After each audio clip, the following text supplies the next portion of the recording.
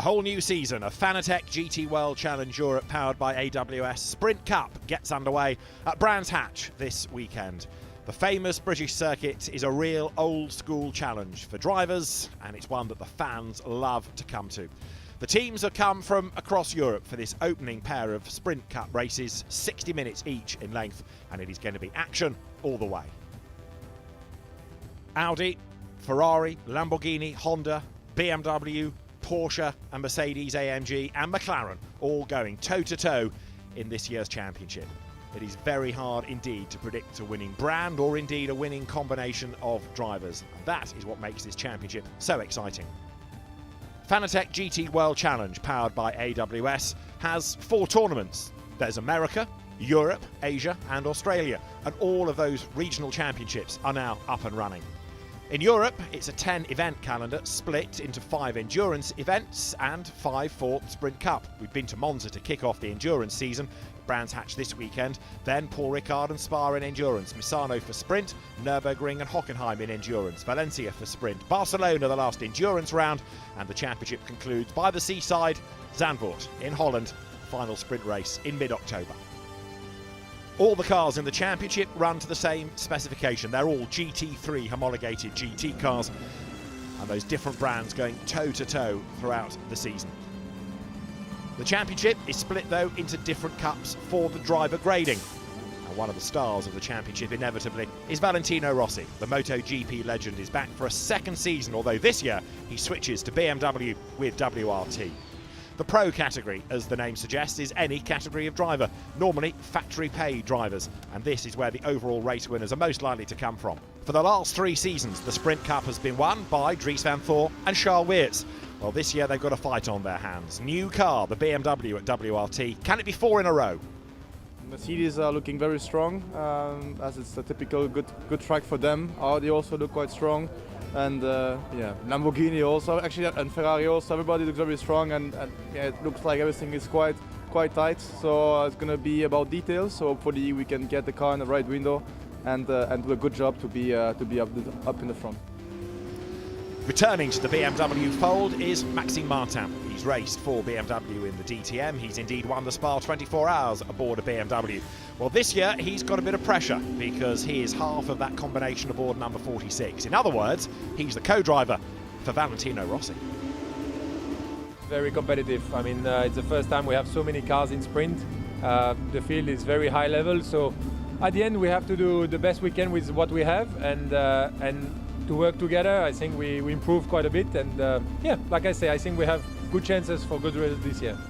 The new Ferrari 296 is a stunning looking car, no question about it.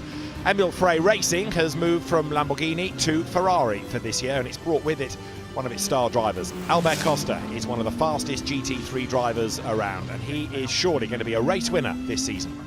It's been 8 years with this family, I would say, not a team, not anymore. I'm joking, no, but yeah, it's gonna be exciting, no? At the end, I drove for them with Lexus, Jaguar, Lamborghini, and now Ferrari. Every year is more exciting because also the rivals are, the reality is higher and higher. And yeah, this year actually they are in advantage because many cars are already there from Monza. We are starting now.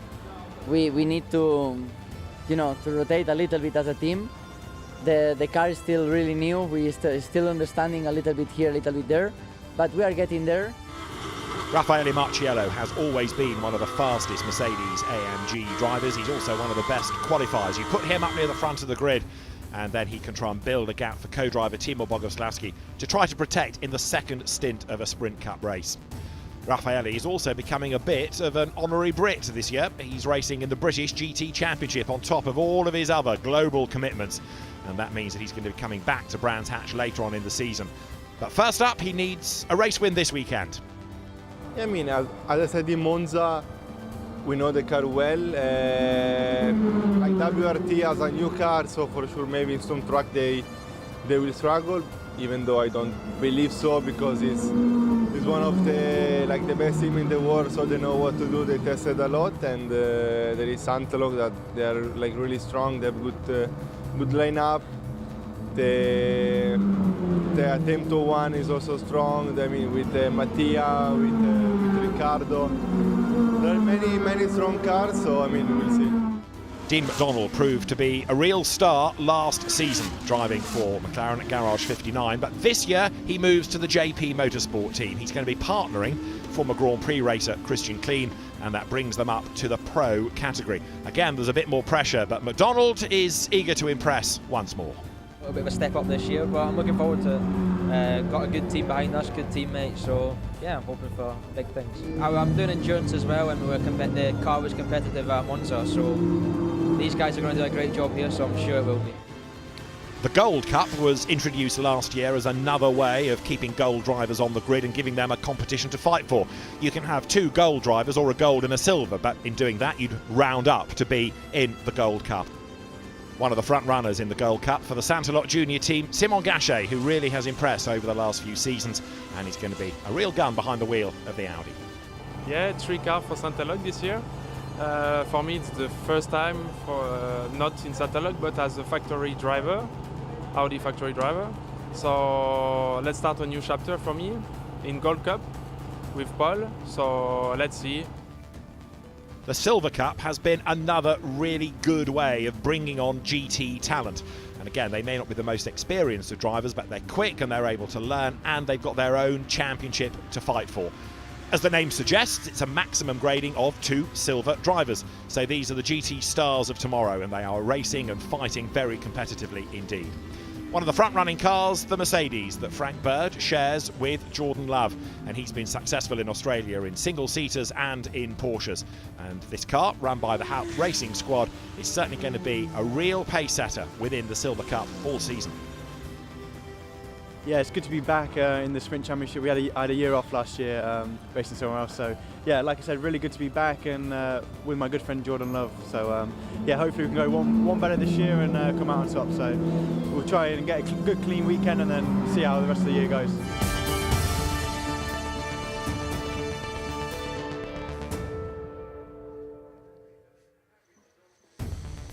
The clock is ticking on down before the cars are released to go racing for the first time this year in the Sprint Cup within Fanatec GT World Challenge Europe, powered by AWS. Gemma Scott down on the grid, John Watson and David Addison trackside. Well, John, the sun is breaking through, temperatures are rising, tension is mounting. It's a very busy grid here. I'll tell you what, the temperature rising not before time. At a very chilly day here yesterday for the qualifying for this race we're about to watch, and the second race later this afternoon. But sun is breaking through. There's actually blue skies. Brands Hatch is returning to its natural sort of environment. Yeah. Bright, sunny, warm and welcoming. It's a great circuit, this. Lots of undulation. It's not the widest. If you make a mistake, you're going to be punished for it. 29 cars, biggest ever sprint grid. Well, you know, if you're in the body of the field, it's going to be a tough hour, this. Well, we know that Brands Hatch, I mean, it's a fantastic racetrack. Length, 2.4 miles, 3.9 kilometers. 9 principal corners. Here we see the tracker. I'm trying to beat the tracker, but it always manages to beat me. But 9 principal corners and lots of subtle curves that interconnect to the principal corners. And it's all up, down. It's a roller coaster of a ride. And what a great racetrack Brands Hatch has been since its inception back in, I think, about 1950. And David, a fact I know you're probably aware of it, but maybe fans at home watching this, when the original Indy circuit used to run counterclockwise. And it was for motorbikes rather than for car racing. Has progressed a bit since then. It has indeed. It was a grass track circuit to begin with, wasn't it? And it's now looking better than ever. Well, before we get into talking about the grid in too much detail, let's hear from the reigning champion from Sprint Cup. Dries van Thor had a tough qualifying yesterday. Let's hear his thoughts with Gemma Scott. Dries, not quite used to being on the third rows, not where you wanted to be, but you struggled a bit with the transfer across to the BMW, haven't you? No, it's quite okay. I mean, Charles did a great job starting P5. Me, on the other hand, did quite a shitty job, but you know, happens sometimes. Try to make sure today I bounce back and I make sure that, you know, I do the job what I'm supposed to do. But again, Charles did a good job starting P5 for race 1. Hopefully we can do a clean race and maybe look for a podium. Would be nice. I think we do a clean race, good pit stop. Just try to get a head down, try to get by the 2 Ferraris. Let's see. It will be interesting. Race 2 will be different, but yeah, that's for the afternoon. There's certainly been a few challenges, I think, and it's looking like a very strong Audi race ahead of us. Yeah, especially especially race 2 where we will start from the back. Well, I will start from the back, so will be interesting. It's difficult to overtake here, so gonna need to make strategy work as well. But again, like I said, today I'm ready to make up what I did wrong yesterday, so let's see what I can do. Thank you very much. Have a good one. Thank you. Behind Dries van Thor, Charles Wirtz getting suited and booted, ready to get on board. And the car on pole position, Mercedes AMG of Raffaele Marciello. We've got also, of course, a point for pole position within the classes. So the Pro Class point for Marciello and Timo Bogowslawski. Silver, Alex Arca, Lorenzo Petresi's car on pole. But it's Aurelien Panis and Alberto Di Folco that will be on pole position in the Gold Cup. Time done by Aurelien Panis. So that car takes a point going into this race. On the second row of the grid, one of the quick Audis, number 40, the Mattia Drudi Riccardo Feller driven car. Riccardo Feller is with Gemma. Ricardo, Albert Costa in front of Matteo for the starter there. You were used to racing with Albert, of course, having been teammates in the past. Talk me into the first corner. For sure it will be interesting, I think. We know that Albert is always pushing, and for sure he wants to try to get the lead in the first corner. And yeah, let's see what Mattia can do. We also know that the Ferraris obviously will have a good pull away up the hill here. So for us, I think it will be a bit difficult, but in the end, the race is long, and yeah, let's see what we can do. Thank you. Have a great race. Thank you. Riccardo Feller's car will be started by Mattia Drudi, who is aboard. There is the silver pole position car, Alex Arca and Lorenzo Petresi will share this. Alex Arca goes first. It is a 1 hour race, just to make the point. Mandatory pit window between 25 and 35 minutes, so it's going to be a bit harum-scarum because the majority of teams will be in within a lap or two of each other. It's going to be a very, very busy pit lane indeed. The grandstands are getting busier. Lots, of course, are here to cheer on Valentino Rossi. The pit lane walkabout this morning was the sort of Valentino Rossi walkabout. There wasn't a great queue for some drivers, but of course an enormous queue for Valentino. Well, he is such a legend, where there's 2 wheels, 4 wheels, and the fans love him, and he loves the fans. Albert Costa, Thierry Vermeulen's car. Albert Costa lining up second on the grid. I mean, it's going to be a fascinating run to the first corner, isn't it? Costa versus Marciello. It will be, because there has been a balance of performance change overnight. Some cars have had more weight taken out of them than others. But the Ferrari all of a sudden appeared to come to life. Albert Costa did a very good job in qualifying. And the sprint down into turn 1, well, you got Raffaele Marciello to your right. That ain't going to be any easy overtake, even if Albert Costa thinks it might be on. What he thinks and what Marciello will know are maybe 2 different things, and I suspect that it'll be Marciello will come out of Paddock Hill Bend ahead of the Ferrari. But you'd never know. Now, another element to all of this is what people are doing in terms of tyres, because there's a limit on the number of tyres you can use. You don't want to waste a new set. Ideally, teams want to try and keep a new set for the second stint of each race. So there's a school of thought that says start on a used set, because if you're at the front, you can probably survive on them because overtaking is tough. And if you're in the body of the field, start on used tyres because overtaking is tough, so why waste a new set? So the point I'm getting to is that on the pit stops, you could well find people going on universally to a new set of tyres and the performance of the cars really changing. If you were to try and go the whole race without putting a new set on, then you might regret it, because that new set is about a second a lap faster than a used. So tyre management over the weekend, tyre choice for the stints in this race and race 2 later could well decide the outcome. Yes, and of course the key to all the pit stops will be the pit stop itself, and it's a very tight, compacted pit lane with 29 cars, all probably going to come in within a lap or 2 of one another. And of course you need a little bit of cooperation with your neighbours on one side or the other to ensure that you don't get 3 cars all coming in identical times and then tripping over one another while they try to get the car into its correct box and not overrun into somebody else's or have somebody else overrun into yours. John's point is very valid, because the box measures 6 metres and the longest GT3 car is 5 metres, so it's a bit snug, especially if they all come in, and a pit stop has to be nose to tail, not at 45 degrees. Right, Raffaele Marciello will start on pole position, Albert Costa alongside him. The second row, Consta Lapalainen's Ferrari, Mattia Drudi's Audi, and then it's going to be Charles Wirtz lining up on the third row with Lucas Leggeret for company. New Lamborghini factory driver Jordan Pepper goes from 7th alongside the Porsche of Christian Engelhardt. Alex Arca, silver pole, comes next. 10th on the grid, Fred Verviche. 11th, gold pole, Aurelien Panis. Benjamin Goethe is 12th on the grid ahead of Jordan Love, another of the silver-graded drivers, and Sean Hudspeth, the Singaporean, is alongside him. Christian Klein will start on the 8th row alongside Leonardo Moncini. Adam Ateki next with Jean-Baptiste Simonau's BMW alongside. Simon Gachet a long way back 19th alongside Valentino Rossi, ahead of Kalen Williams, 5th in Formula 2 last year. Yuki Nomoto is alongside him. GT4 champion Evan Bastard has Finlay Hutchison alongside him. They are both ahead of Baptiste Moulin and another newcomer to the championship, Jesse Salmanatio for Mad Panda Motorsport. The returning Gregoire de Moustier is only 27th with Erwin Zanotti alongside him, and it is Nicola Risitano who will round out this 29-strong grid. Points are scored in the top 10, plus that point for pole in each class. It is a rolling start, so the cars won't stop on the grid, of course. We'll go straight into the race itself. Once the cars have come down through clearways, they'll get themselves in that Noah's Ark 2x2 formation ready for the start itself. And here drivers edging to the start and getting the tyres up to temperature, getting the tyres up to pressure as well. Yes, and it looks like the track is going to get a lot warmer quite quickly. The sun is coming through, something that we didn't experience on Saturday, so that may have a bearing on how some of the cars respond during their stint before they come in for that mandatory pit stop and driver change. So it's almost a new world for a lot of the drivers and driver car combinations come Sunday morning. So looking back then as the cars growl their way down to the right-hander of Clark Curve in race pace, you would be nudging 220 kilometres an hour on that run out of Stirling's, 150 kilometres an hour down to third gear for Clark Curve. But right now it's a much more sedate pace as the leading car brings the field towards the rolling start. This is Valentino Rossi's view in his BMW. You can see how busy it is around him.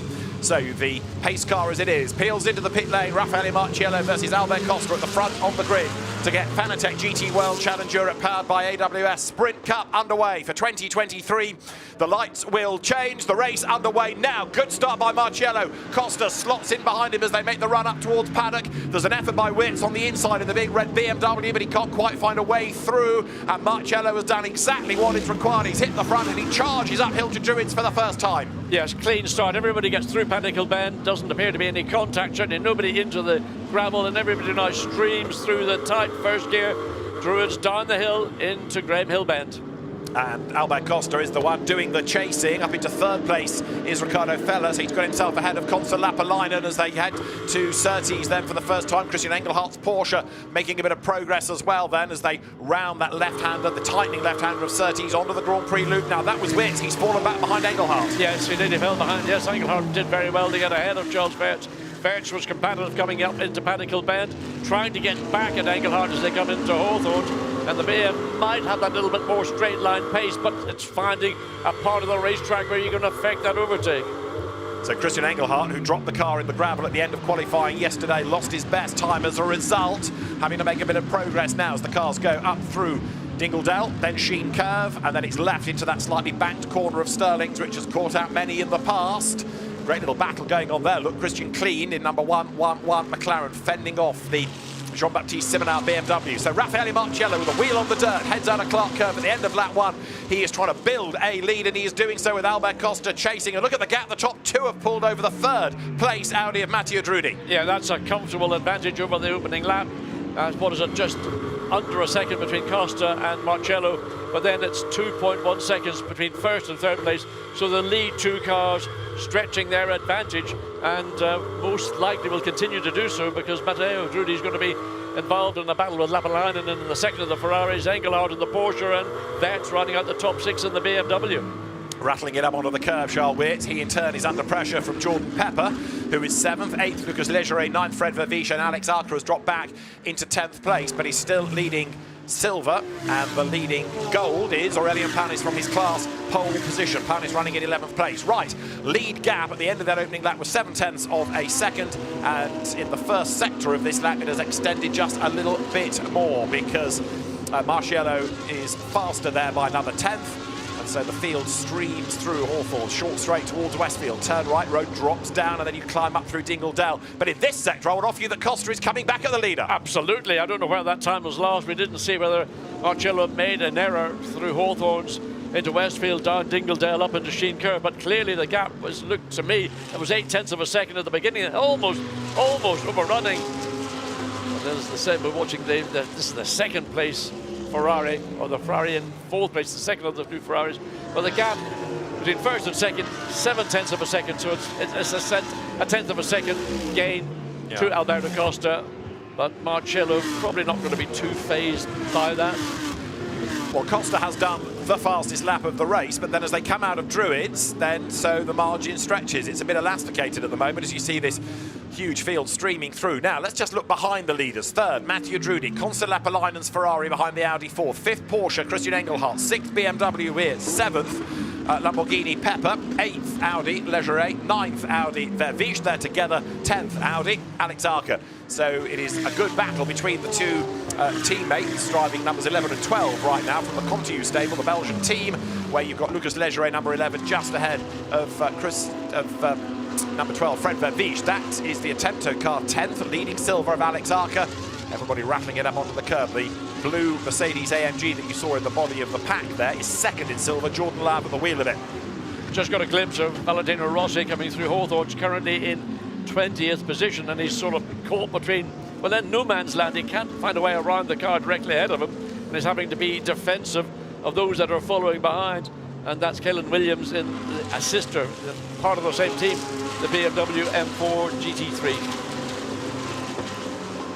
So in gold, it is Aurélien Panis, Olivier Panis' son, who shares with former Lamborghini gun, Alberto Di Folco. That car is in 11th place, leading its class. There it is, going into Paddock Hill Bend. Second in gold, right up behind him is Simon Gachet. Very wide ahead, Alex Arca rattling it over the curve. Now, there are track limit warnings coming. The warnings are shown on the timing screen, so the teams know how many their car, how many the opposition's cars have been warned about. And Graham Hill Bend, that's another key area where we were having lap times cancelled yesterday in qualifying for people violating the track limit rule. Yeah, it's turn 3 right now. Graham Hill Bend, that's been the area of most track limit warnings, and it's easy on the exit to let the car, to free the car up, let it run wide, and then you get two wheels off onto that runoff area, and that seems to drag the other two wheels along with it, and all of a sudden 4 wheels are off the racetrack, and then that starts the procedure of having penalties applied. Now the lead gap was 1.9 seconds last time around. Raffaele Marciello has checked out, hasn't he? Because now he is very definitely building that gap. He has done absolute bests on this lap in the first two sectors, and he knows exactly what he's got to do because he is quicker than his co-driver Timo Boguslavski. He has got to try and build a lead for Boguslavski to preserve in that second stint. The bigger the gap, the better their chance of hanging on to a win. Yes, I mean, it's going to be a difficult task for Timo Boguslavski, who has, in his qualifying for race 2, was significantly, there is Timo Boguslavski right now, significantly slower than Raffaele Marciello, so he knows that if he gets into that Mercedes as the lead car at the pit stops, he has then got to go out and stand up and deliver for the team. So Marciello leading now by 2.2 seconds. He is getting away from Costa. Third, Drudi. Fourth, Lapalainen. And that great shot from the drone of the cars going through Surtees. You climb, you turn, and then you think that the road is flat. Well, it's not. You're still climbing. Then there's the brow of the hill. You drop down under the vehicle bridge, and then the road climbs again up towards Hawthorne's, and it's quite a climb. You're turning right and climbing at the same time through the next right-hander, short straight towards Westfield. That's the fight for fifth. Christian Engelhardt's Porsche, reigning Sprint Cup champion Charles Weird, sixth in the best of the BMWs. Yeah, and Charles Weird will be ruining the fact that at one point he was challenging to get up into third, maybe fourth place into Paddock Hill Bend. Somehow or other, Christian Engelhardt saw an opportunity, put the Porsche on the part of tarmac that Weird wanted the BMW to be on, and took the place away. Charles Weird has not been able to find a way to overtake and replace that Porsche in the current 5th position. Free practice yesterday morning was very Audi dominated. Right now it is Mercedes AMG, Ferrari, Audi, Ferrari, Porsche, BMW, Lamborghini, Audi, Audi, Audi in the top 10. There's a real spread as you look then within gold at Aurélien Panis being chased by Simon Gachet for Santelot, chasing the Butsen VDS car. Gary Butsen's team and the Van der Straten name linking up, and that VDS livery adorning the Butsen Audis this year. Great gold cup battle then, half a second between these two. Yes, they're running just outside the top 10. It doesn't really matter. Their battle is for their own class, and that's their focus. If they happen to have an opportunity, it maybe happen more so in race 2, because in qualifying for race 2, Audis came to the fore, and actually their qualifying times were significantly quicker for race 2 than we're seeing here for race 1. So race leaders currently work lap 6, and we have not yet had the first 10 minutes elapse as the cars dive down towards Hawthorns. Riding on board then with Simon Gachet. Turn right in the Santa Lock Audi. Ride the curve along the Derek Minter straight now. Then set the car up for Westfield. Turn in. Run the curve on the outside. The road drops down and then climb up through Dingle Dell again. Yeah, the climb up into Sheen curve, you don't really see it until you arrive upon it. So again, you have to turn the car before you can see your apex. And of course, you anticipate that you've made the right judgment. But pretty much everybody is familiar with the Grand Prix circuit at Brands Hatch. Only 1 or 2 are visitors for the first time. Jordan Love, who is second in silver, 13th overall, is the first driver being given a driving standards flag for disrespecting track limits. So there have been warnings, but now he is the first one to be shown a driving standards flag. And again, it's down on the exit of Graham Hill Bend. So you just run wide, and then once you get wide, you get sucked into the whole car, running too far off onto the runoff area. But darn, look at Simon Gachet all over the back of Aurélien Panis, and this battle is an opportunity if Gachet can put himself. It used to be a great place to overtake into Surtees, but because of the performance of the cars, the aerodynamic qualities and the braking, now it's almost impossible to get alongside, let alone throw it up and take the position away. We've had a switch for 15th between the McLarens. They're run by rival teams, but the Garage 59 car of Benjamin Goethe is ahead of the JP Motorsport entry of Christian Kleen. And there, Simon Gachet then turns through Westfield. 12th place he is. Race leader coming then into Clark Curve. Now let's just have a look at Raffaele Marciello as he heads up towards Paddock Hill Bend and see what speed he is doing. We were being told yesterday that cars could nudge up to 240 kilometers an hour. Well, depending on where you start to brake, it is Marciello who has been clocked at 180, give or take, through Paddock Hill Bend. Jordan Love, 177, matched by Owen Zanotti. Christian Engelhardt and Simon Gachet on 176, heading through Paddock. So brake, turn right and go through the corner. But Marciello with that clear road ahead of him now. Brave through Paddock and 3.5 seconds to the good. Yeah, and having that, it's a small advantage, 2 kilometers per hour, but it then helps all the way then up the hill, the incline up into Druid. So back onto this battle with Gachet. And again, he catches to the tail of the car directly ahead of him, but he can't find a way around to get back to the entry into Surtees, and still nothing. I mean, these 3 Audis are all very similar in terms of overall performance, balance of performance, likewise equal amongst the 3 Audis in this battle for 9th, 10th and 11th, or 9th, yes. Yeah, and of course, when you get to the second stint, change drivers. Some will be quicker than the current driver, others not as quick, so the dynamic of the race changes. For example, one of the newcomers this year is the reigning GT4 European champion Owen Bastar. Well, he will hand that car over to the very quick Patrick Niederhauser, so that's one to keep an eye to. Fastest car through Dingle Dell, Charles Weert, BMW, 211 kilometers an hour, and Weert currently riding with him is in 6th spot. Coming down now into Clark Curve, turn right, road falls away, back on the power, but he's not getting closer to the Porsche, is he? No, I mean, the BMW we know has got very good straight line performance. We've seen just where they were that 1 kilometer per hour quicker through Dingle Dell, but the straight here at Brands Hatch is not sufficiently long to allow a car that has got a straight line speed advantage to really stretch its legs and begin to make a move. So Charles Weert stuck currently in 6th position, and only when they make their mandatory pit stops is there any possibility in reality of that position being improved upon. And Valentino Rossi currently is 20th. Leonardo Moncini's Honda is the car that he's chasing. Moncini, who is new to the championship, having come out of the Italian GT series. It's good to have the Hondas on the grid, and Nova Race running 2 of these. So a team new to the championship. So there is the Honda, there is Valentino Rossi's BMW, 19th and 20th, these 2. It is a silver ahead of a Pro, and the margin is 0.3 of a second. So just had a glimpse of the onboard from Valentino Rossi. I'm always interested to see the use of the hands on the wheel. Some drivers are very calm almost, and some are very fussy and very busy. Of course, Valentino accustomed to handlebars more than a steering wheel, and making that adjustment, and make no mistake, it's a major adjustment from coming from a MotoGP motorcycle to a GT3 race car.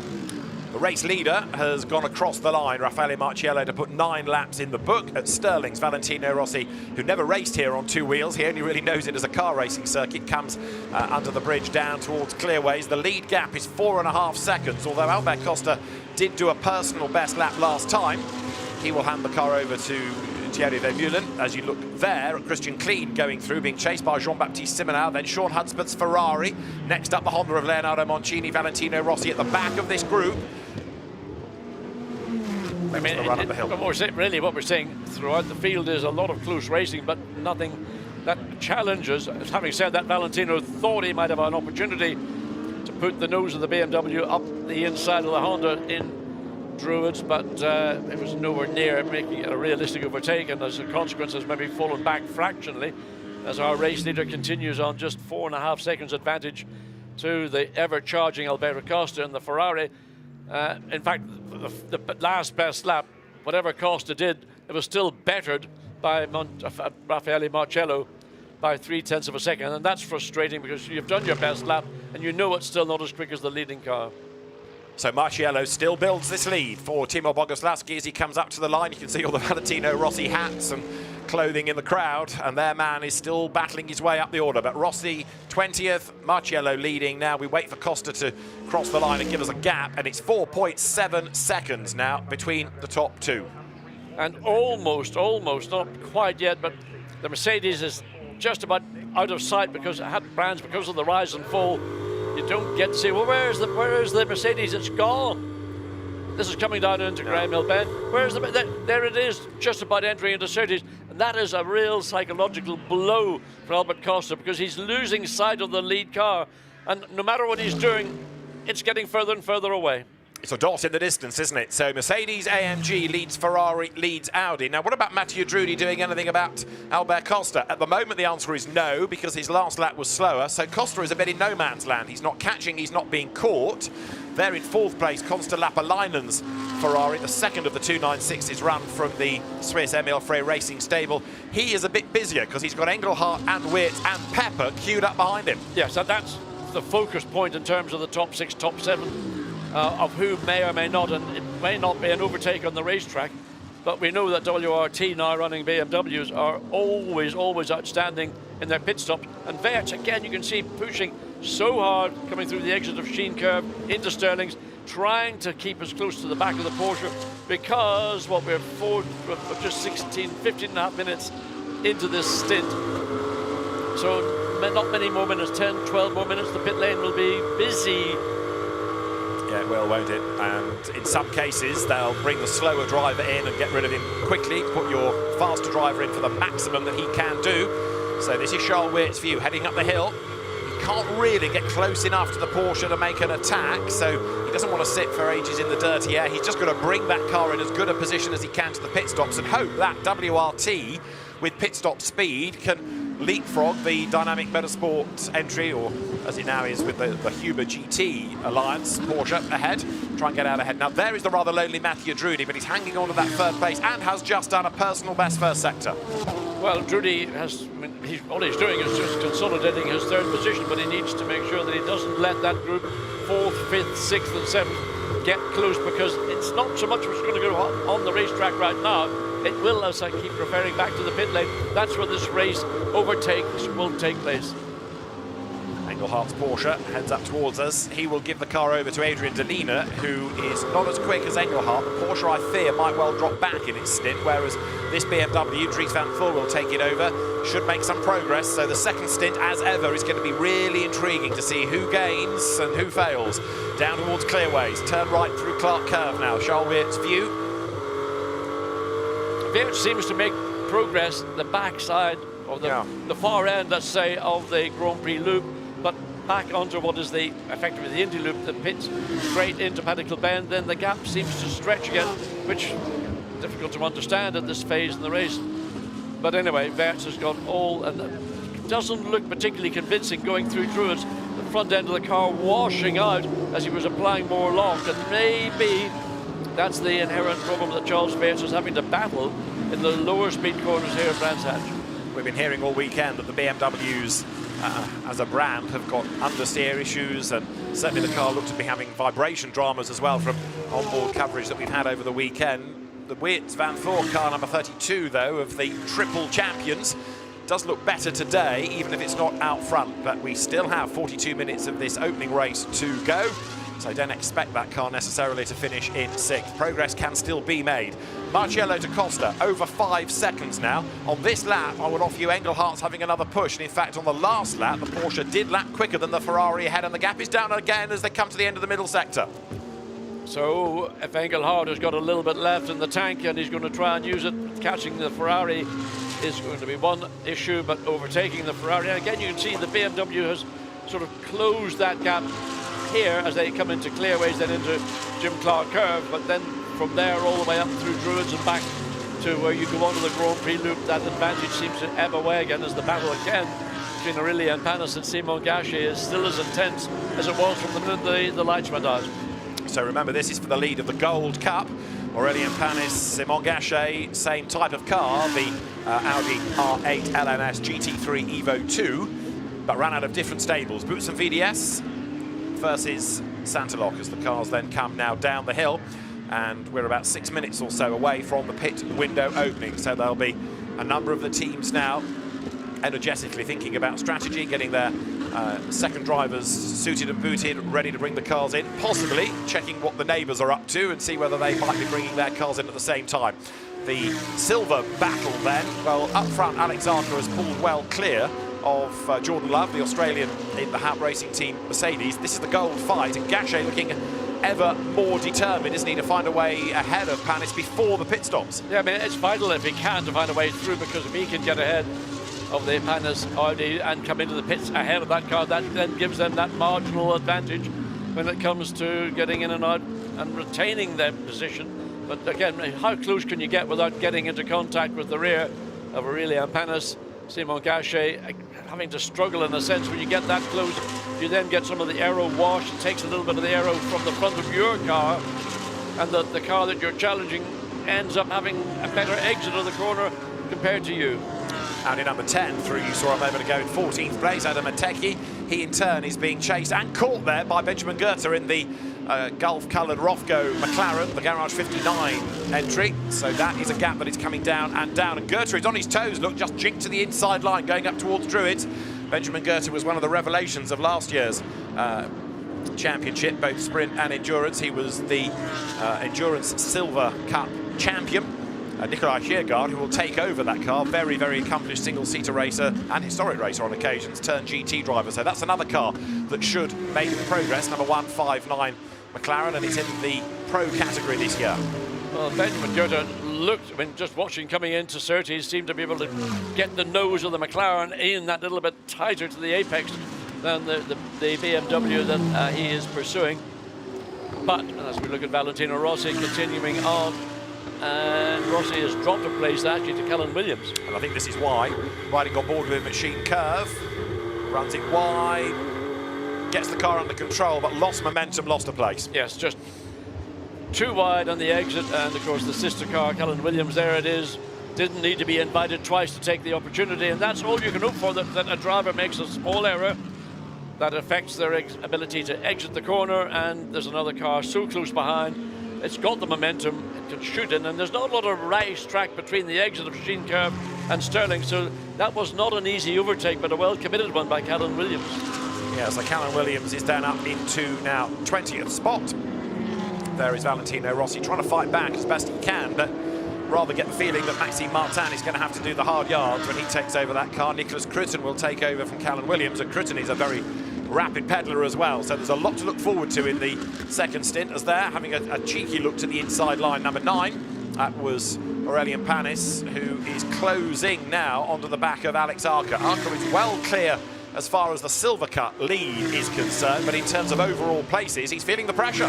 Well, there's a line of 5 Audis, starting with Dedegaard in 8th place, then Fred Raviche 9th, then we get to Archer in the Silver Cup in 10th, Panis, Gachet, and then Jordan Love in the Mercedes running in 13th. But look, Benjamin Goethe again pushing, trying to find a way around Ateki. And he's done it, hasn't he? Just down through Dingledale, and that was a good exit out of Westfield that enabled him to do so. Yeah, so Benjamin Goethe has been pushing. He got past Christian Kleen earlier on. He's now got past Adam Matecki, so that puts him up into 14th place overall. Points in your class for the top 10 as there the Gold Cup fight continues. Panis versus Gachet. Behind, look, the blue Mercedes AMG is that of Jordan Love. That's in silver, but it's closing. But now surely Gachet is close enough to think about a move. Yes, he does. He looks to the inside line going into Paddock. No opportunity to find a way through there. You're approaching it at about 240 kilometres an hour in 6th gear, but there was no chance there for Gachet to dive bomb him. No, Aurelien Panis left a little bit of a gap, and Gachet had a look at it and thought, can I get away with it? But he was too far back on the entry into Paddock Hill Bend to put his car alongside that of Panis, and Panis then was able to close the door gently but firmly and deny Gachet that opportunity.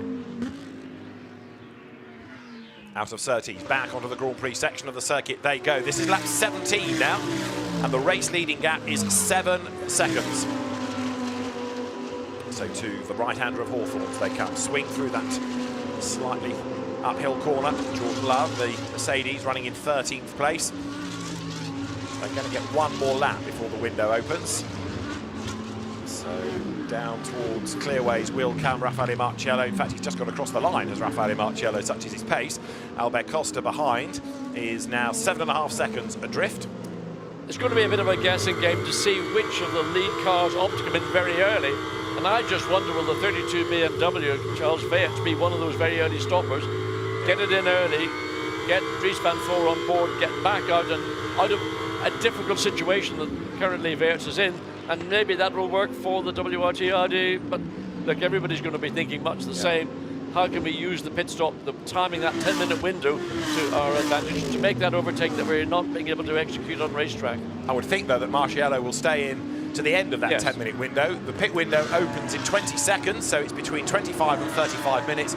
Marciello and Costa will stay in, I would have thought, for as long as possible. Christian Engelhardt the same, whereas others will come in early and do the driver change, partly to maximise your quicker driver and partly, as John suggests, to get out of traffic. Right, the pit window is now open, so the race battles on to lap 18 and drivers in the pit lane are getting ready. And there is Dries van Voor echoing what John was predicting, that the BMW 32, there it is, he's going to be in as one of the first pit callers. Well, I'm not Einstein, but I mean, even it was obvious that somebody like Charles Weerts, who is bogged down in the top 6, can't make any further progress, use the pit stop, get it in, do a very good WRT style pit stop, get Dries van Voor behind the wheel, and then just roll your luck. And the Ferrari likewise has popped in. Yeah, I didn't know WRT was the Watson Racing team, but you've called it right. Charles Weerts down the pit lane then, also in Constant Lapalainen, so that's 4th and 6th that come in straight away. Yeah, two teams have just read the situation and said, let's stop at the earliest opportunity with one of our two cars. Others likewise further down the field following suit. Right, now let's keep an eye to pit stop times here. The times are going to be line to line. There are others coming in as well because Lucas Legeret is in, Alex Arca is in to give up his Silver Cup lead.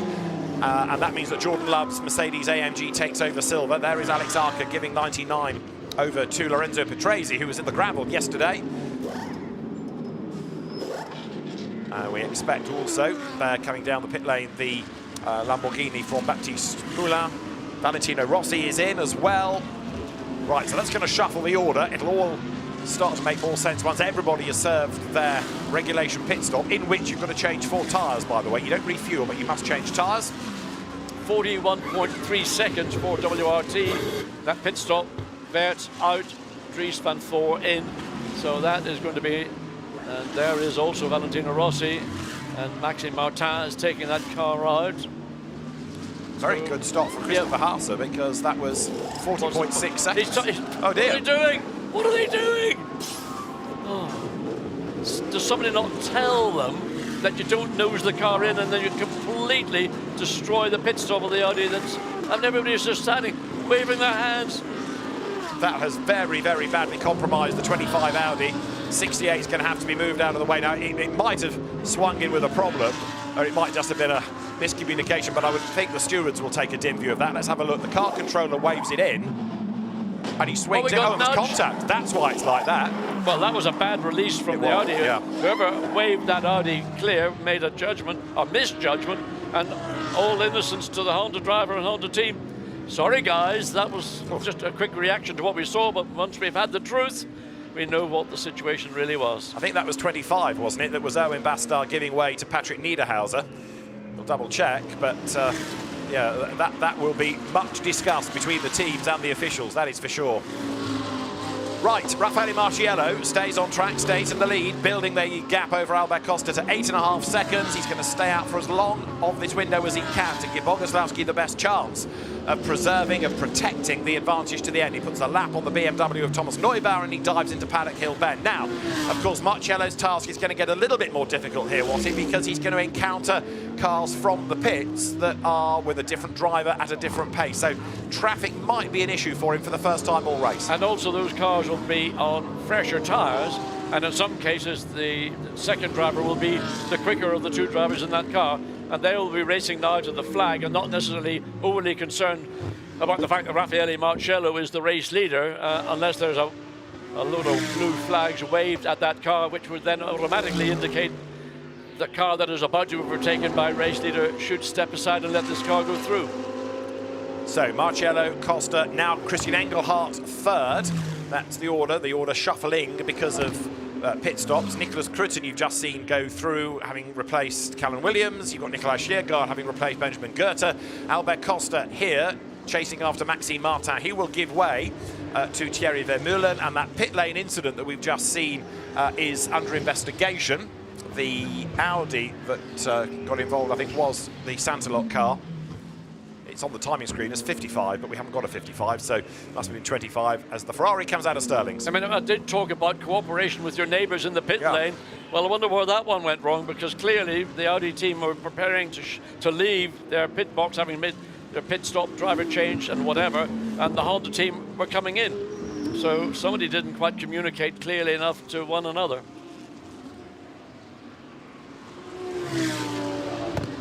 Albert Costa has come into the pit, so from second place, and we have still got roughly 5 more minutes of this pit stop window. That's a fairly early stop. Now the team will have worked out when it's not when they come in their instance, it'll be where they will rejoin. So we wait to see how quick this pit stop is. Can the Emile Frey team turn the Ferrari around and benefit from this, and maybe not overtake the Mercedes, which will probably come in at the last moment, but certainly ease into the advantage, and therefore they know that when the Mercedes, the 88, makes its pit stop and Timo Bogoslawski takes over, that he will not have the pace of Marciello, and that might be an opportunity for the Ferrari now to do something that would bring it at least closer, if not ahead, of the 88 Mercedes. But I think that Vanthor may well have got ahead, and I think also Ricardo Feller has gone through. So that pit stop for the Ferrari, let's just have a look at a pit stop time, 52.6 seconds. That was a slow stop for the Ferrari because everything else has been in the 40s. The Ferrari has junked places, has it not, as a legacy of that pit stop? I mean, the quickest pit stop I can see is a 40.6 for Christopher Haase in his Audi. He's also just set, or that car has just set its fastest, the fastest sector time in sector 3.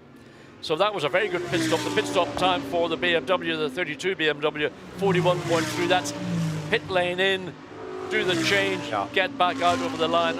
So Ferrari have lost a lot of, Emile Frey have lost a lot of time.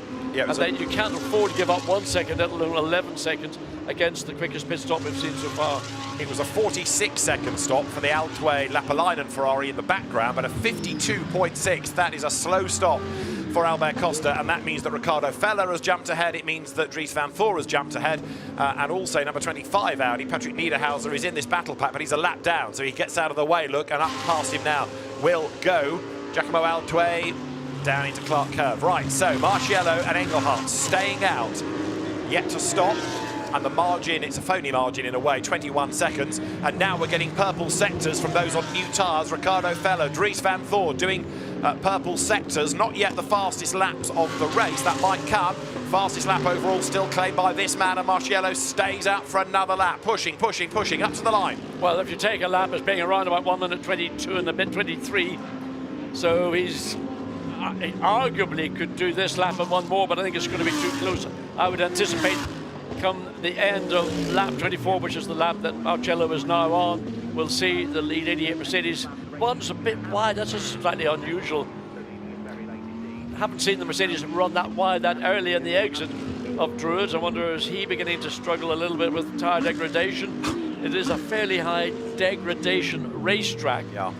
And maybe, there's Boguslavski getting prepared, maybe that right in the Kino, the left front on the 88 Mercedes is beginning to say or cry enough. Maybe.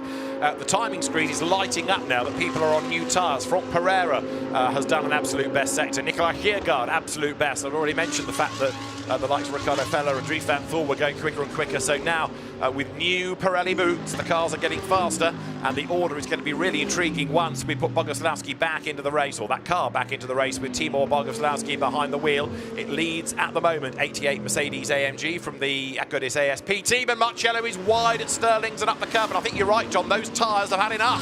Well, he's had to push very hard all the way through. The track conditions have been changing, they've been getting warmer, warmer, warmer. In he comes. So Boguslavski is ready, standing, waiting to take over, and he will be under, I suspect, enormous self-induced pressure, let alone anything that may or may not come from his team, because he knows right now he isn't as quick at Brands Hatch as Raffaele Marcello is, but he's been handed over the race-leading car. Right, so a good pit stop is 40 seconds. Plus a tenth or so. So that's what Acodis ASP have got to try and match. So Engelhardt is in as well. So the leading pit stopper now is going to be number 40 Audi, and there blasting away is Timur Boguslavski. That should keep the car in the lead. Remember, there's no set time for these pit stops, line to line. They're natural pit stops, as quick as you can. But Feller is on a mission in the Audi. Yeah, this Feller is who is technically now in second place, because Engelhardt and the 28 Gachet, which is in a different category, that's in the gold category. So there is, and Boguslavski on his outlap just has to be careful. He hasn't been in the car since Saturday evening. Track conditions are different. Ambient temperatures rising gradually up to 14.3. Track temperature up to 24.3. Track and ambient have risen quite quickly in just simply the last 15 or so minutes. So there, blasting back into the race, is the car of now Paul Everard. This is the replay coming up of Raffaele Marcello on that in-lap, going wide at Sterling's. We saw it, we were talking about the tyres going off, but he turned into Sterling's and the car just wasn't as cooperative as it had been. And you can see a lot of lateral movement, the tail beginning to want to come around, had to put opposite lock on to steer into the slide, which then in turn carries the car a little bit further over the exit curve than Marcello would have liked, but no problem for Raffaele. Yeah.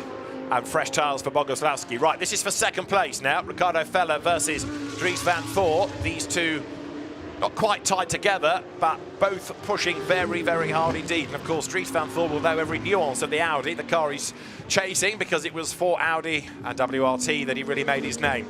So this is for second and third. A battle for second and third will help Boguslavski, because it will allow him to maintain the margin. They might delay themselves a touch as they squabble. So the orange one with the Temto Racing Audi of Ricardo Feller then comes up towards the timing line. Dries van Thor chases along behind him. Ricardo Feller, the German GT champion a couple of seasons back, dives into paddock. Right, he's 15 seconds adrift of Boguslavski, but he's quicker. Yes, and we've seen Boguslavski in a similar situation here at Brands Hatch about a year or so ago, and he managed to bring the car home to check the checkered flag, and that will be his task here this afternoon. He's got the Honda running shotgun. They're not in the same race, but that in a sense is going to give him a little bit of respite from anybody who should be quicker than Boguslavski, because they'll have to deal with finding a way around the Honda before they can even get on terms with Boguslavski. So that's the race leader, 88. The orange Honda NSX behind is a lap down. Second is Audi number 40. There it is, Ricardo Feller. Third, the red BMW behind him, Dries van Thor. Down to fourth now is Christian Engelhardt's Porsche, but it's Adrian Delina at the wheel of it.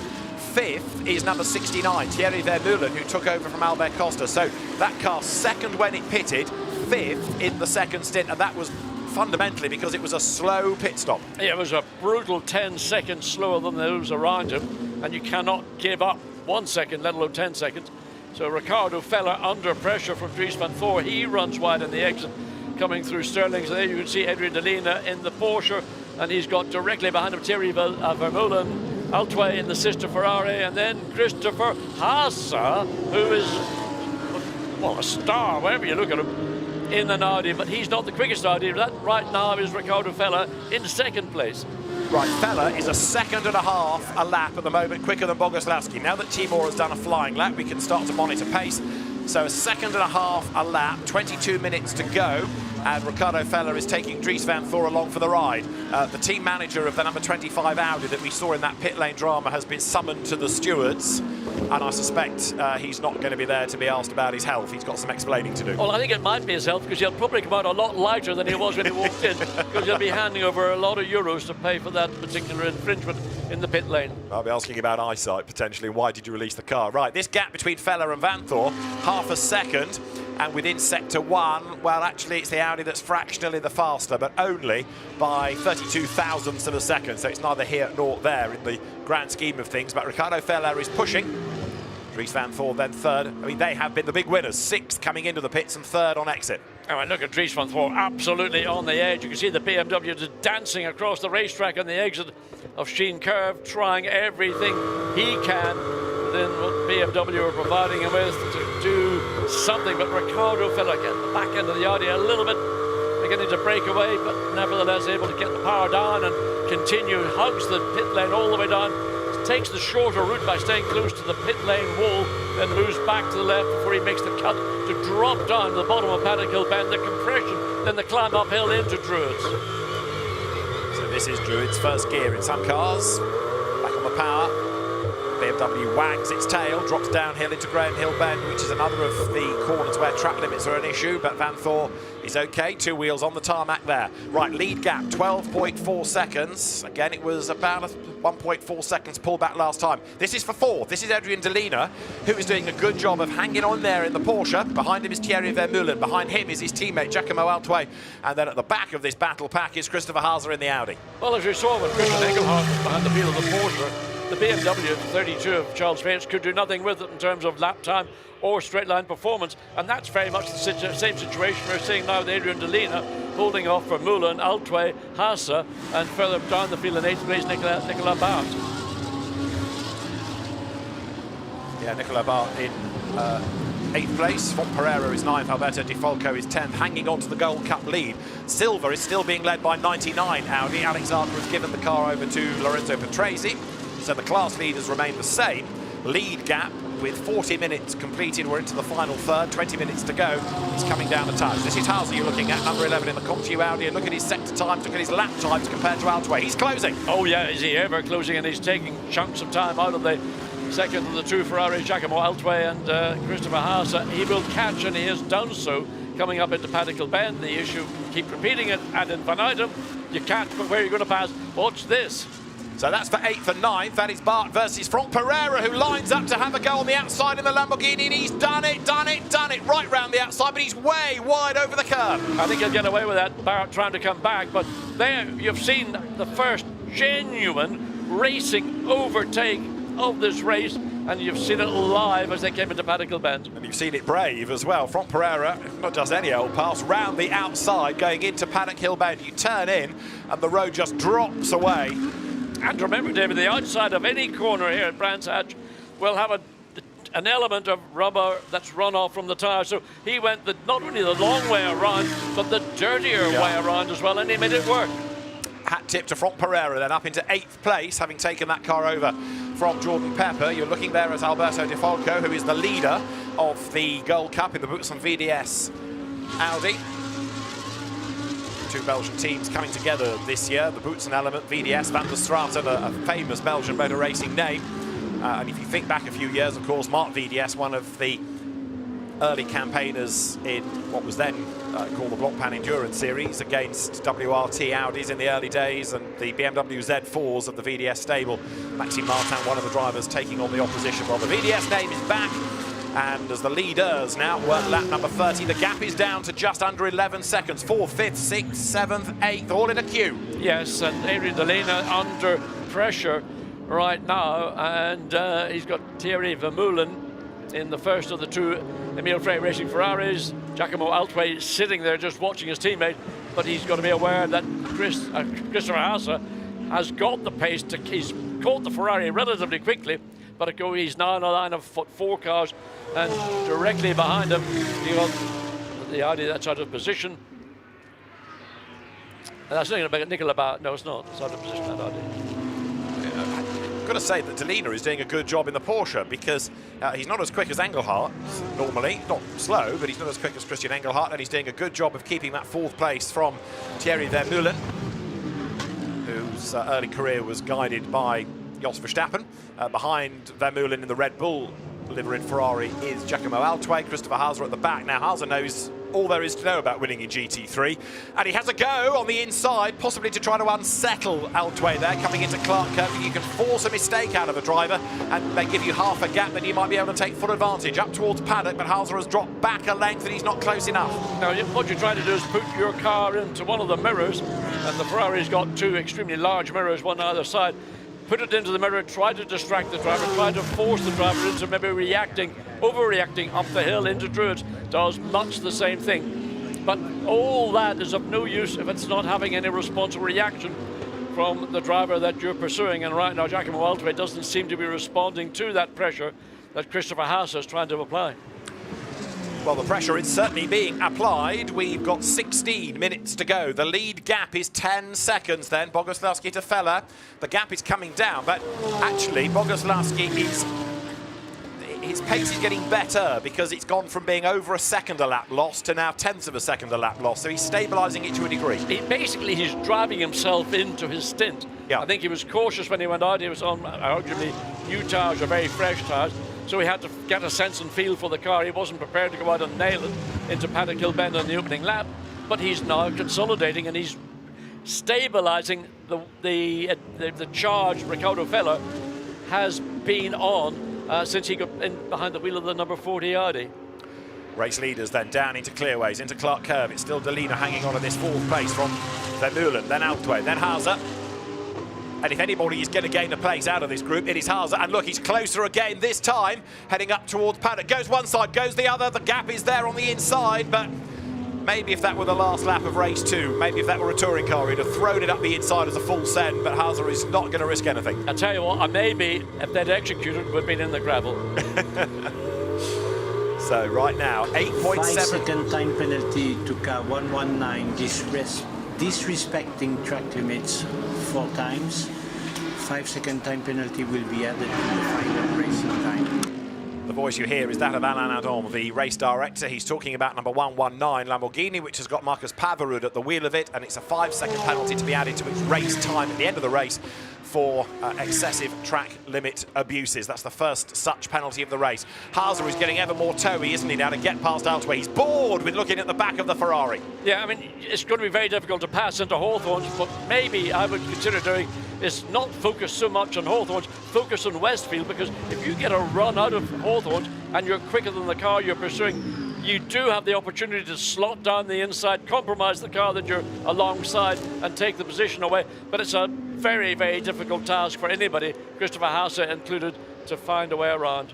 Confirmation of Pavarud's penalty, as there is Hauser coming out of Clark Curve. Now let's see whether he's near enough to think about a move again now against Altway. Replay here of Dean McDonald making his move on the inside of the 163 Rolf Ineichen Lamborghini, and that's a brave effort, isn't it, going into Sterling's. Ineichen gets a little bit of a hip and shoulder and forced out wide, but McDonald comes through, and the Audi also dives through on the inside there likewise. Yeah, it was a hard move, but Dean McDonald judged it, and there was maybe light contact, but in ultimate terms he was sufficiently alongside the Lamborghini heading into Sterling's that he could rightfully think that, well, that's my corner, and the Lamborghini basically did, 25 has been retired. So that car heads to its box, and Patrick Niederhauser had brought it in. I wonder whether there was damage sustained in that clash as it hit the Honda leaving the pit lane. I think maybe the prospect of a penalty might have been a reason why, well, let's not bother, we'll save the car for later this afternoon. That would be my armchair quarterback view. Possibly so, and also it had lost a lap while they tried to push the car back and get it round the Honda and back into the race, so they'd lost a big chunk of time, so it all rather fell apart for the Erwin Bastard-Patrick Niederhauser combination. Right, BMW's here, having a fair old scrap, aren't they? You've got Neubauer, Martin and Krutten all lined up together with Nikolai Schiergaard's Garage 59 McLaren there. Look at the back of the queue. It's a great looking car, that McLaren, and in the Gulf colours, which work on pretty much any racing car, I'll grant you, it looks fantastic. It's like the iconic Gulf blue, orange and black striping that makes that car stand out. Maxime Martin, maybe because a great pit stop by WRT, has found himself in 15th position when Valentino brought it in. It was in 21st, I think it was 22nd when he brought it in. So more to do with the turnaround in the pit lane for Maxime Martin. He's back in the mix, but he's got one of the sister BMWs directly ahead. And Thomas Neubar behind the wheel of that car. So, race order. Timo Boguslavski leads Ricardo Feller by 7.3 seconds. Gap still coming down, 12 minutes to go. Dries van Thor is third, Adrian Delina's Porsche fourth, Thierry Vermeulen is fifth, sixth Giacomo Altway, seventh Christopher Haase, eighth Franck Pereira, ninth Nicolas Bart, and 10th Alberto Di Folco. And as you see, he leads the Gold Cup from Paul Everard, and then Cesar Gazzo, Nicholas Cruton. Next, Gilles Magnus, having taken over from Finlay Hutchison, is fifth in class. Right, Martin giving a very tough time now. Look to Thomas Neubauer. Yeah, again, through Graham Hill Bend, he was closer to the back of the sister BMW. But a usual story, you get out of Graham Hill Bend and you've got a short straight into Surtees, and actually it is the McLaren of this group of cars that may well be the one that's going to be the beneficiary as they all get closer and closer and closer. There's, what, 6 cars in line, all believing they're going to have a pop at some point. The reality is maybe one of them might do. And I think right now of those cars, it's got to be Shergar and the McLaren that's going to be the one most likely to make a move. Oh, we'd seen that car make moves earlier on. Remember, Goethe gained a couple of places in his stint, so it's a racy car, that McLaren. Talking of racy, Ricardo Feller now 6.5 seconds back from Boguslavski, 10.5 minutes to go. He might get there in time, even if he can catch, can he find a way through? We'll keep an eye on that. This is the best battle of the race right now, so it's worth staying with as this line of cars heads up towards the timing line, approaching Paddock Hill Bend, at which Nikolai Schergaard has been the bravest. There he is, 181 kilometres an hour going through the corner. So this group is for 12. It's Everard, Gazzo, Neubauer, Martin, Cruton, Schergaard. The McLaren turns through Druids, first gear corner. Grab second, plunge downhill, third for Graham Hill Bend. And just as ever, be careful on the exit. Just looking at Thomas Neubar, of that group of 6 cars, he was the one that was the widest on the exit, but I think still within track limits. But look at the McLaren again, almost. How close can you get to the back of Cruton in 16th position? Well, again, coming into this part of the racetrack, limits into Hawthorns, but possibility if you plan it well here into Westfield. Audis together there. Look, as climbing the hill, number 10, that is Cesar Gazzo, up from the GT4 European Series, sharing with Adam Ateki this year. Paul Everard, another graduate of the GT4 scene, he is hanging on to the place given to him by Simon Gachet. Paul Everard, former karting star, but he's not cracking under the pressure, hanging on to that 12th spot. There's the Gold Cup leader, Alberto Di Folco, chasing after Nicolas Bart. So Di Folco, who very nearly a decade ago was the champion in Lamborghini Super Trofeo. The lead gap is under 6 seconds now, as well as Feller is chipping away. Yes, just under 9 minutes remaining, so Feller clearly is being able to eat into that advantage of Boguslavski. But again, on that last lap, it was, well, he took actually almost half a second, just over half a second out of Boguslavski. There is our race leader, and again, it's not so much when you pull away from a car that's behind you, it's the car that's pursuing you begins to see he's closing, but there are now going to be at least 2 cars between first and second, so Ricardo Feller is also going to have to deal with those 2 cars, which is what Boguslavski has had to do, and that will give Boguslavski marginal gain. But there you can see how the gap has been coming down. It's down to 4.7 seconds now. Feller is on a mission, but you're dead right. He's got those 2 slower cars to negotiate. I mean, Boguslavski lost that time, traffic related. Yeah. They runs marginally wide. Needs to be careful coming out of car 25. Car 25. 5 grid position penalty for race 2 for unsafe release. Again, the voice of the race director, Alain Adam, 25. It's the now retired Audi, but a 5-place grid drop going into race 2 for that unsafe release. Right through the traffic, like a hot knife through butter, comes Ricardo Feller. The other element to all of this, John, is that not only is he catching the leader, he's pulling away from Van Thor, isn't he? Yeah, he certainly is. As you see, Van Thor just coming through. the exit of Hawthorne, so he's cleared the Lamborghini. Now there's one car between second place Ricardo Feller and race leader Timo Berkoslawski. And there it is, the Honda. So I wonder what the gap will be at the end of this lap, because for this lap and just prior to going on to it, the lead car was in clear air, which will help Berkoslawski sort of re-establish that, what was it, 5 and a bit seconds. The gap as they came across the line the last time was 4.7 seconds. It ought to be no less than that, and it might be back up to maybe 5. Well, let's see, because Bogoslawski goes through in the sectors. Ricardo Feller has been good. It's down to 4.2, so on that lap, he's 0.4 quicker. He did. He's done a good job. And Bogoslawski will be disappointed when he gets that message from his team to say that in spite of having to make his way through traffic, Ricardo Feller has made a better fist of it than Timo you would have done. Right, 4th, 5th, 6th over the line. Delina, Vermeulen, Altway, and in fact 7th. Christopher Hauser still at the back of this train. While you're watching this, Raffaele Marciello, who of course did the opening stint in the race leading car, is watching all the timing data, wishing time to speed up really. 6 minutes and change on the clock, and he wants that to disappear as quickly as with Bogoslawski in the lead. Hauser again all over the back of Altway here. I mean, Christopher Hauser's done everything possible he can when the Audi sticks the nose into the mirrors of Altway's Ferrari. Altway having none of it whatsoever. And again, all you can do is just keep pushing, keep frustrating. But it is in itself a big frustration for Christopher Hauser. He knows that if he could clear these two Ferraris and the Porsche, he would be on his way to a potential 4th overall position. So Hauser then hunting down Giacomo Altway.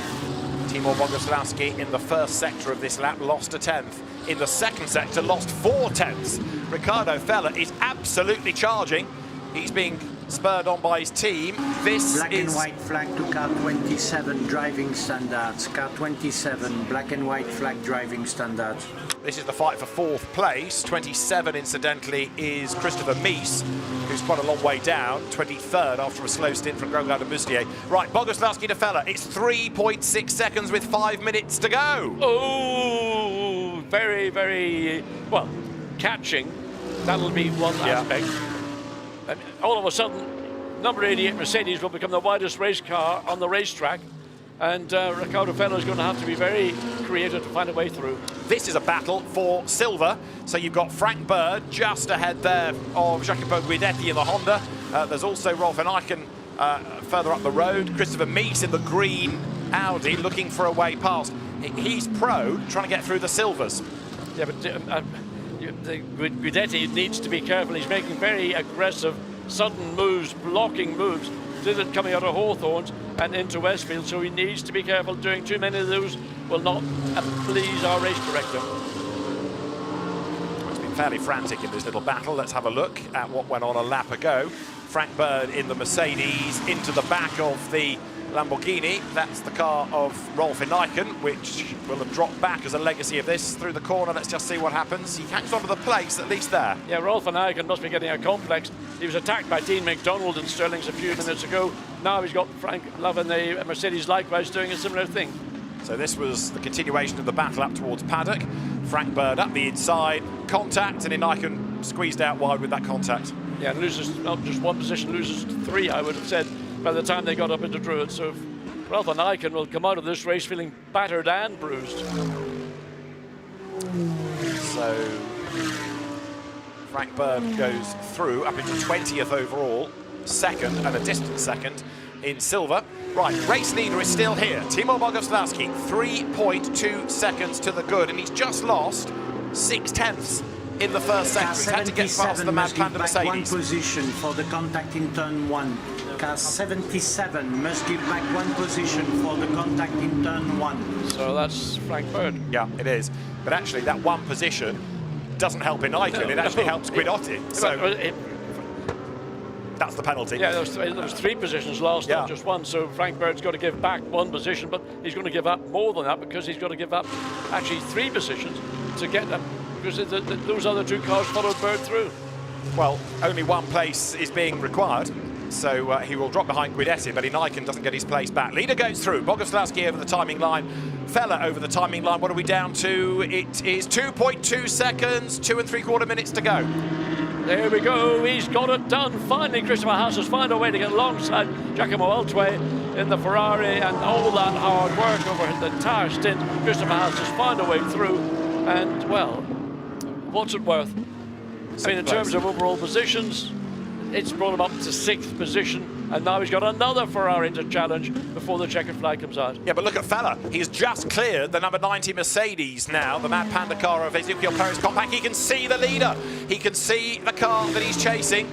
There's going to be time for one more lap at the end of this. I'm not convinced Fella can get through, but he can certainly get very, very close indeed. This has been a mighty stint by Riccardo Fella. And the problem now for Boguslawski is there are 3 or so cars directly ahead of him, which may well come into play as we go into the final lap. This is the penultimate lap they're on. They'll be coming across start-finish line. It should be the final lap, and Boguslawski knows Fella's catching him by the corner, and he's got those 3 cars directly ahead of him, which he may have to make some adjustments before the completion of the final lap. So up towards the line they come. There's a minute and a half on the clock then, and a flying lap is a 1 minute 25 at the moment. So there through goes Boguslawski. He's just about timed this to perfection to make this the last lap, but the margin is 1.4 seconds. Riccardo Fella throwing everything at that. Jérôme Policon from the Acodis ASP team looks on. He's going to share a car in the Le Mans Sport race, the Road to Le Mans race with Valentino Rossi, incidentally, next month. But right now, Boguslawski leads, but he's going to get stuck in traffic. I mean, it's a terrible situation for Boguslawski. Yeah. He's won the headlights. Get out of the way, get out of the way. I'm the race leader. I'm under threat and challenge from 2nd place. So everybody will think, oh, well, it's only the last lap. Well, it doesn't really matter. So what's going to happen by the time they get to the exit of Stirling's all the way down into the run into Clearways and Clark Curve? It could be an absolute side-by-side finish. But at the end of the day, Boguslawski is going to just about edge it. I think you're right, but it's going to be very, very close, isn't it? You look at the gap at the end of the race. It doesn't tell the whole story of the margin Marciello had pulled earlier on. Fella trying his absolute best, but he's just going to run out of time. Another lap, it could have been a different story. But down towards Stirling's, the gap will concertina as still Boguslawski has that traffic ahead of him. He's up the curb, so is Fella throwing everything at it. He, in a way, is in the better position because he can charge out of the corner and attack, whereas Boguslawski's still got that traffic ahead of him, but the Audi does not come off Clark Curve close enough, and he's going to be a win in the opening round of Fanatec GT World Challenge Europe powered by AWS Sprint Cup for Timur Boguslawski and Raffaele Marciello. The Mercedes AMG from Acodis ASP wins at Brands Hatch. Riccardo Fella 0.6 of a second behind, and they're in problems by the look of it. Thierry Vermeulen, who has dropped off the road and he's dropped back in the pack. Dries van Thor comes through for 3rd. A really good, solid 4th. Good defence of that position. Adrian Delina, Christopher Hauser, as ever. Oh, Delina's got a problem. He slowed right down coming to the line, so Hauser will get 4th on the run to the line. 5th is going to be the Ferrari in the hands of Giacomo Altway. 6th from Pereira. 7th across the line, Vermeulen. 8th, Delina. Now, was that mechanical or was that fuel? But it looked to me as if it was fuel, simply because the way the car stopped moving forward, there was no indication of any mechanical issue. But there are a lot of things in these modern race cars that could contribute to a sudden loss of drive and power. Right, so 8th, the Porsche, not 4th. I'll take it all back. 9th, Nicholas Bart. 10th to win gold, Alberto Di Folco. 11th to win silver, Lorenzo Petresi and Alex Arca. This is Frank Bird and Christopher Mies. Mercedes AMG versus Audi, silver versus pro. Christopher Mies in the mobile runoff area, the bright green Audi looking for a way through as they dive into Clark Curve. Christopher Mies incredibly quick in his qualifying session yesterday, and he's going to do him on the line. I think he has a look on the inside. Here comes Christopher Mies, and through he goes right to the very, very end. There is drama. Christopher Mies takes 21st overall on the line. Never give up. I mean, that's what you expect from Christopher Mies. He just is a, he's a, well, we know he's got what is it, not a bulldog, but a boxer. He's a boxer. He's a boxer behind the wheel, and that was a great move into the last turn, got the run off and just got alongside and pulled ahead of the Mercedes, and that'll give him satisfaction from a race a long, long way down. Finishes 21st position, not representative of what Christopher Mies is able to do. Well, that turned out to be a very dramatic finish, but it's a win, and you could argue that the right car did win, given the stint that Raffaele Marciello put in. The Acodis ASP Mercedes AMG of Raffaele Marciello, and Timur Boguslawski wins at Brands Hatch. The margin, 0.6 of a second. Another lap, it could have been a different story. Raffaele Marciello, so laconic in the way he just some drivers would rush and charge and grab their teammate. But Raffaele is such a laid-back guy. Sometimes I wonder he even knows how to stand. Well, there's not exactly much euphoria, is there? That's what I'm saying. But from neither of them. I mean, Timo Boguslavski accepts the win. Marciello sort of says, well done, but there's no hugging, there's no demonstrable joy out of all of that. There is the silver winning car, Lorenzo Petresi and Alex Arca. Very happy Alex Arca banging on the roof. So, Timo Boguslavski, Raffaele Marciello win at Brands Hatch. Let's hear from the winning crew. Lelo, congratulations. That was a fantastic drive from you. You set up everything you needed to do for Timo. Yeah, I mean, it's difficult to do more. So luckily today was enough, but yeah, for sure we're not busy. As today, maybe the next time, because we know here Zandvoort is track where we are strong, and I can build that gap in some of the track I cannot. So for sure, let's hope that Timo will be a bit quicker next time. And yeah, even if I give him the car with 5-6 seconds, could be enough. Well, congratulations, a great drive. Timo, you had the pressure on you there from Riccardo right at the end. Yes, a bit. I was worried about traffic, but at this track it's hard to overtake, even if you are losing like 2-3 seconds. So, yeah, thank you for Lelo. He make my life easier, as always, so he make a good gap for me. Yeah, to be honest, I'm struggling quite a lot since Monza.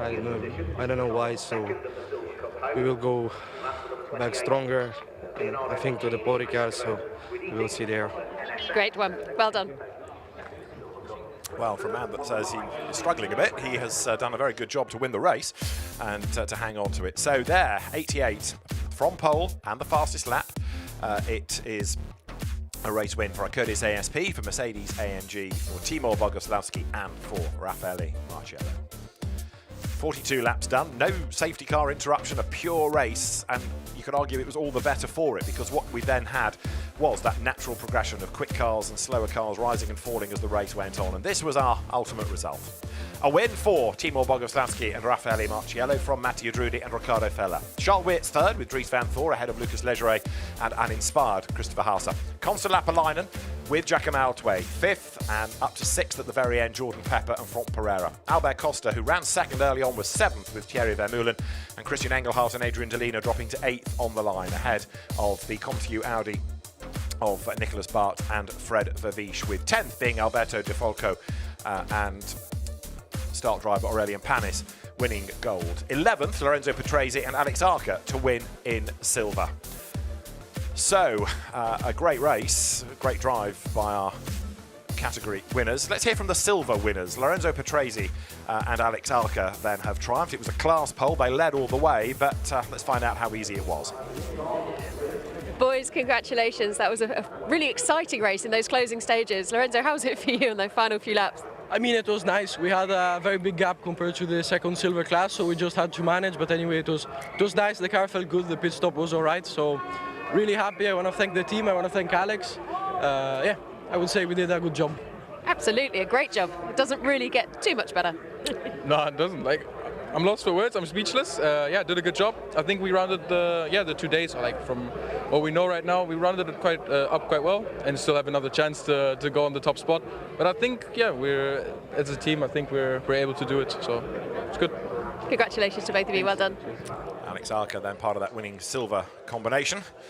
Very talented young driver, and good company in a commentary booth, as we discovered in the IGTC race at Kyalami a few months ago. News from the Porsche stable, the Dynamic GT Huber Racing entry, a technical problem, the team said, and therefore can't drive back to the pits itself, so it's been towed back. Now, whether that technical problem is a lack of fuel or something more sinister, we'll try to unravel in advance of race 2.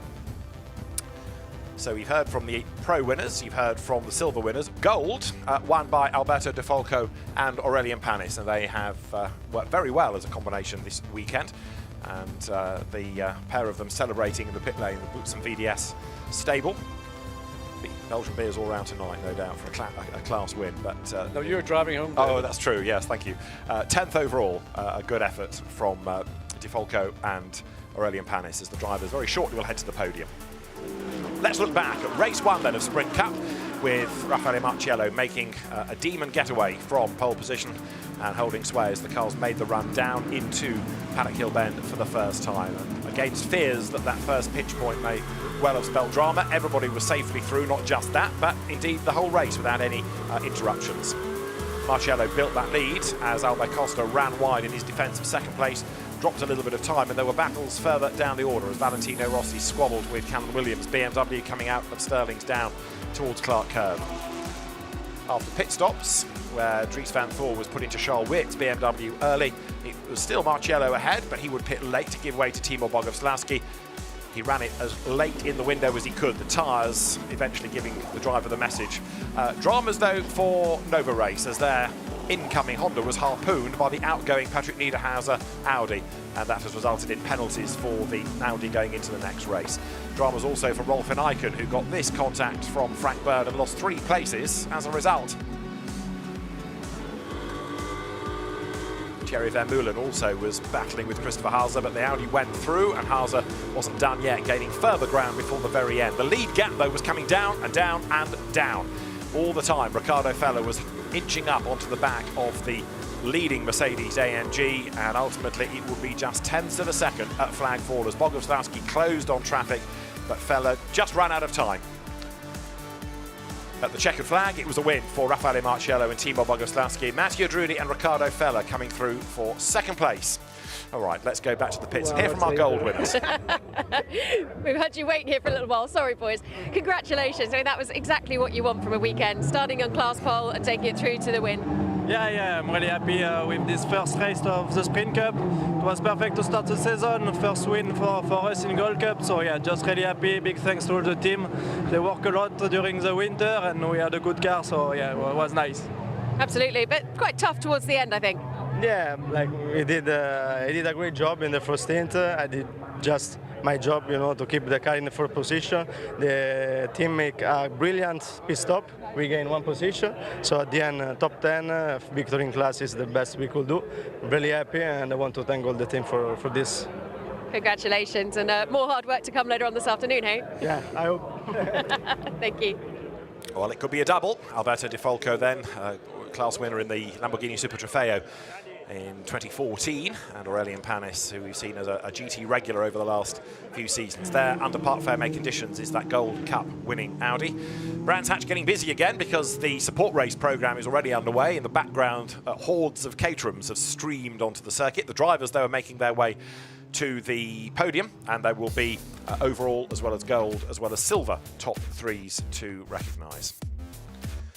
Well, of course, that's the first sprint race of the season, so the results are your championship. Raffaele Marciello, Timo Boguslavski leading it from Matteo Drudi and Riccardo Feller. Dries van Thor and Charles Wirtz taking third.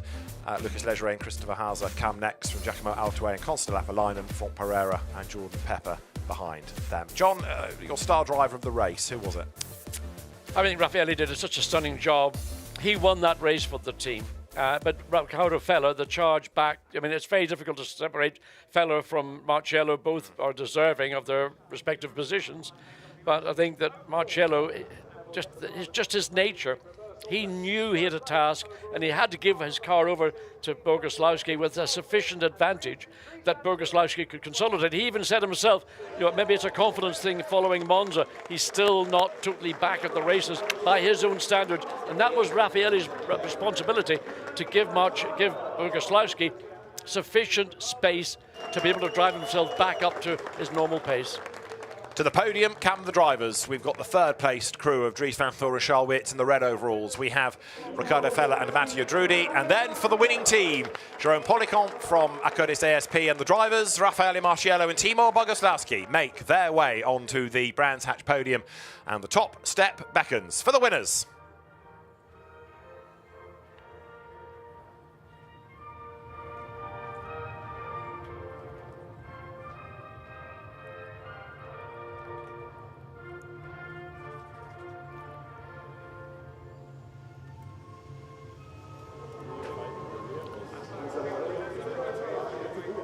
So for the winning team, national anthem played, and then Pirelli winners' caps back on for the drivers. How's Dries van Thor rather cheekily got a first-place cap? Well, he probably carries it with him, but Charles Wirtz likewise has got his first-place cap. Dries van Thor actually looking a bit red-faced. I mean, he put a lot of effort into that drive to get himself up into third position, and yeah, that wasn't the easiest drive for Dries van Thor, but all that hard work rewarded with the podium. certainly. And more importantly, David, as you well know, points. Points. And what do points make? Points. And more points. And they're aiming for a 4th Sprint Cup championship in a row. Trophies then presented to the top 3 combinations of drivers and, of course, the winning team. The trophy was given to the drivers, but now it's handed over to Jerome Policon. And a great effort by a Curtis ASP. Just the one car, but it's a winning car. And there, the trophies to the winning drivers now.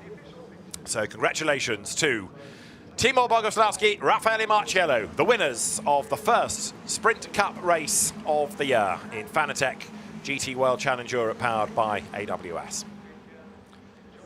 And then the champagne awaits, but I think certainly in the case of Timo Boguslavski, he wants dry overalls for later on. So there's some will spray, some will save. Raffaele Marciello is alone on the podium, his co-driver having long since scarpered. Yes, and for Timo Boguslavski, who will start race 2, he's going to be starting in 19th position. It was his qualifying time in Q2 that resulted in, I mean, the joy here of winning will be contrasted by what they can drag out of their start position in race 2. So the teams then who congregate beneath the podium are awaiting the silvers and the golds yet, as on the pit straight a grid full of Caterhams comes streaming by just to distract everybody. There you can see the orange 1 Tresor Attempto squad, Matteo Drudi and Riccardo Feller's team, but also of course it is the Tresor Attempto Racing title, for which Alex Arca and Lorenzo Petresi have won in silver. Boots and VDS, it's a win in gold. It's a swarm of Caterhams. Yes. It sounds like an angry swarm of bees as they buzz around, all running one on top of the other. And it's great racing from the Caterhams, but in the meantime, we're still trying to get through all these podium ceremonies without too much distraction of the on-track activity. So the drivers waiting for the call to come forward, and out then stride for 3rd in gold. The Adam Matecki and Cesar Gazzo combination. Then for 2nd place, the Santalok drivers, Simon Gachet and along with him, Paul Everard. And then the gold winners from Boots and VDS. It's a very Audi podium, but for Boots and VDS, Aurelian Panis and Alberto De Falco step forward to great applause. So a 1-3 for the team. And for Boots and VDS, it's a win in gold for Aurelian Panis and Alberto De Falco.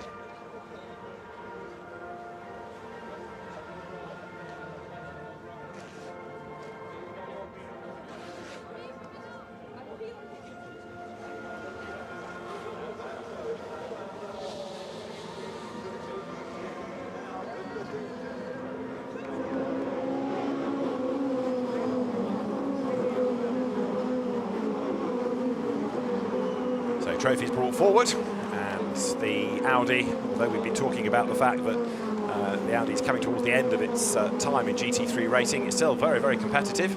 Daniel Ruderman hands over the trophies to 3rd, to 2nd, then there will be the winning team, which of course is Boots and VDS, and then there'll be the winners' trophies, of course, to the Aurelian Panis and Alberto De Falco partnership, which has certainly gelled this weekend. There are the winners' trophies. A reminder that this is the first of 2 races for the Sprint Cup here at Brands Hatch. The 2nd race coming up later on this afternoon is due to get underway at 10 minutes past 4. We'll be on air a bit before that with the build-up to the race, but it should be another enthralling 60 minutes of GT action, given that it's a grid based on qualifying times, not a race result from this. It's a standalone qualifying session, so it'll be another very lively race. The Gold Cup drivers celebrate, but for now, from Brands Hatch, thanks for your company this morning. We'll look forward to seeing you back here for race 2, and it should be, as I say, another dramatic race. From Gemma Scott, John Watson and David Addison, though, it's goodbye for now.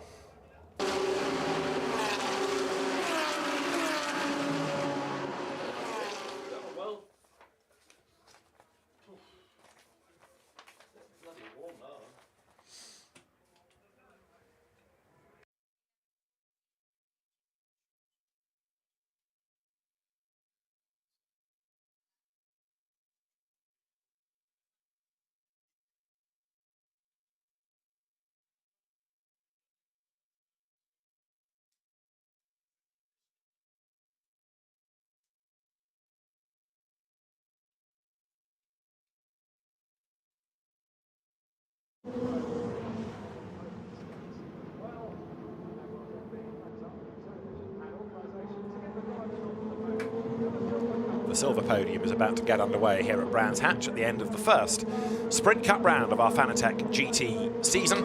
And so the drivers are called forward, and the third placed crew, which is Jordan Love and Frank Bird, the Haupt Racing Team Mercedes-AMG drivers, go to the third step. Then for second, and it's a good result for the Honda drivers at Nova Race, second spot goes to Leonardo Moncini and Jacopo Guidetti. And then for the top step of the silver podium, the category winners Lorenzo Petresi and Alex Arca from the Tresor Attempto Racing team. And a representative of said winning team is there as well.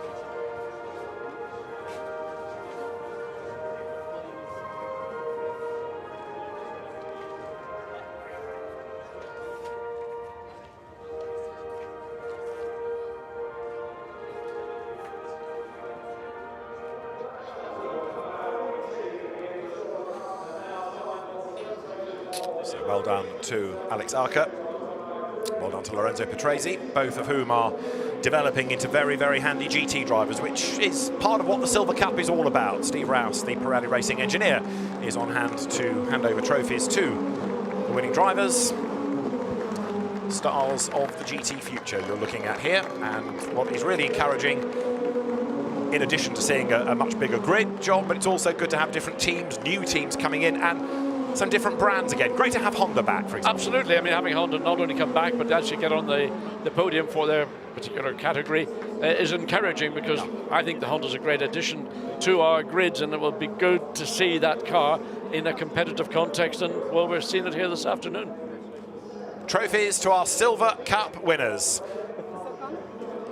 Alex Arca, Lorenzo Petresi are ready to celebrate. There are also the Pirelli sets of tyre vouchers to go to the season-long entrant teams, and that helps for the teams to fund a season of these 10 events. Very, very happy reaction to that from the Tresor Attempto Racing team.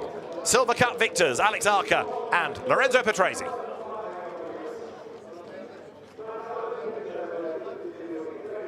Thumbs up all round, and so with photographs taken, drivers in a moment will make their way from the podium and go and study data and prepare themselves for race 2. As I say, that will get underway at 10 minutes past 4, but an excellent start to the Sprint Cup season. Well done to Alex Arca and Lorenzo Petresi, our Silver Cup winners. More to come then from the Sprint Cup in Fanatec GT later in the afternoon here from Brands Hatch.